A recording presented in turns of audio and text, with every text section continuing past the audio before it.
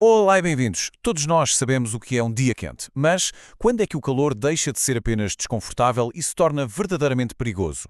Existe um ponto de viragem, uma linha invisível, a partir da qual as temperaturas começam literalmente a matar. Nesta análise vamos descobrir exatamente onde está essa linha e o que é que isso nos diz sobre o futuro que nos espera. Pois é, esta é mesmo a grande questão. Não se trata de uma sensação, de um acho que está muito calor. Não, existe um limiar científico. Onde é que está essa linha que, uma vez ultrapassada, faz disparar o risco de mortalidade? E para encontrar essa resposta, os cientistas olharam para um sítio que funciona quase como um laboratório natural para o calor, o Alentejo. O que se descobriu lá é, na verdade, um alerta para todos nós. Vamos então mergulhar nisto. O Alentejo não foi de todo uma escolha ao acaso. Por ser uma das regiões mais quentes de Portugal, é o que se pode chamar um hotspot climático. É o estudo de caso perfeito para percebermos os efeitos do calor extremo, com lições que se aplicam a muitas outras partes do mundo. Para se tentar prever o futuro, primeiro temos de perceber o passado. E foi exatamente isso que os investigadores fizeram. Analisaram 35 anos de dados de mortalidade e de temperatura no Alentejo para encontrar padrões. E, mais importante, para encontrar aquele ponto de viragem de que falamos. E isto leva-nos a um conceito fundamental, a chamada temperatura mínima de mortalidade, ou TMM. A melhor forma de pensar nisto é como um gatilho. Abaixo desta temperatura, tudo bem. Mas a cada grau que sobe a partir daqui, o perigo começa a escalar de uma forma, exponencial. E para o Alentejo, esse número mágico é 19 graus Celsius. Parece surpreendentemente baixo, não é? Mas atenção, estamos a falar da temperatura média diária. Qualquer valor acima disto nos meses quentes já começa a ter um impacto que se consegue medir na mortalidade. Certo, mas então o quão mau é que fica quando as temperaturas disparam para lá deste limite? Bem, a uma temperatura média diária de 36,6 graus, o risco de morte aumenta uns impressionantes 413% em comparação com o risco no ponto de viragem. Isto não é um aumento ligeiro, é uma autêntica explosão de perigo. E o perigo não acaba quando o sol se põe. O risco maior é, claro, no próprio dia de calor intenso.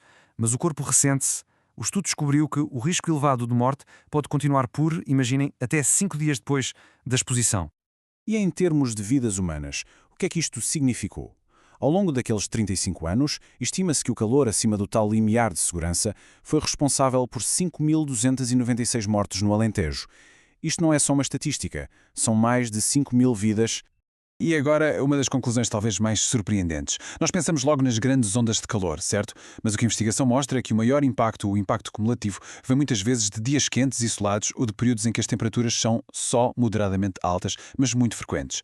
É este desgaste constante que acaba por ser fatal para muitos. Claro que isto não quer dizer que os eventos extremos não são perigosos. Muito pelo contrário. Eles mostram-nos o pico do perigo. E a onda de calor de 2003 na Europa foi um desses momentos. Os dados do Alentejo contam-nos uma história impressionante dentro dessa história maior. Vamos focar-nos neste período. Foi um espaço de tempo muito curto, cerca de 20 dias, ali entre o final de julho e meados de agosto de 2003. Um período curto, mas com impacto absolutamente desproporcional. E o resultado? Em apenas esses 20 dias, houve um excesso de 289 mortes no Alentejo que foram diretamente atribuídas ao calor. Para termos uma noção, este número representa a grande maioria de todas as mortes por calor em 2003, tudo concentrado naquele único evento devastador. O passado é um aviso claro, mas a análise não parou aí. Os cientistas pegaram em todos estes dados históricos para projetar o futuro. E o que se descobriram é que estamos, neste momento, numa autêntica encruzilhada, com dois caminhos muito diferentes à nossa frente. Estes caminhos são, basicamente, dois cenários. De forma simples, o primeiro é um futuro onde tomamos medidas sérias para mitigar as emissões. O segundo é um futuro em que, continuamos mais ou menos como estamos, sem grandes políticas climáticas. Então, como seria o futuro com a ação climática? Bem, até ao final do século, a mortalidade por calor no Alentejo aumentaria para 6,61% do total de mortes. É um aumento, sim, não há dúvida, mas um aumento que conseguimos conter. E sem ação? Bem, aqui o cenário é muito mais negro. Neste caso, a mortalidade relacionada com o calor mais do que duplica, disparando para quase 16% de todas as mortes. O contraste entre os dois futuros é brutal. E esta frase resume tudo. Os próprios autores do estudo dizem que a inação pode fazer com que as mortes por calor quadrupliquem até 2100. As escolhas que se fazem hoje têm consequências diretas e quantificáveis em vidas humanas amanhã. E isto leva-nos ao nosso ponto final. O alerta global. Porque é fácil olhar para estes números e pensar que isto só se aplica ao Alentejo. Mas essa seria a leitura errada. Na verdade, o Alentejo funciona aqui como uma espécie de canário na mina de carvão. Os limiares de temperatura, os riscos que disparam, os futuros que dependem das nossas políticas, nada disto é exclusivo desta região. São padrões que se vão repetir em outras zonas climáticas por todo o mundo. E é isso que torna este estudo local num aviso tão universal. Portanto, o que é que retemos disto tudo? Primeiro, que o perigo do calor tem um ponto de partida científico, mensurável. Segundo, que a ameaça vem tanto dos picos extremos como da exposição constante.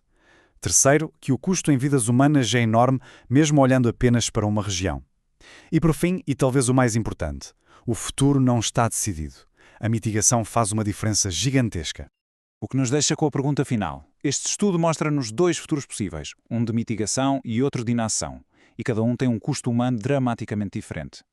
A ciência não nos diz que caminho seguir, mas mostra-nos com uma clareza impressionante as consequências de cada um. A escolha, no fim de contas, é nossa.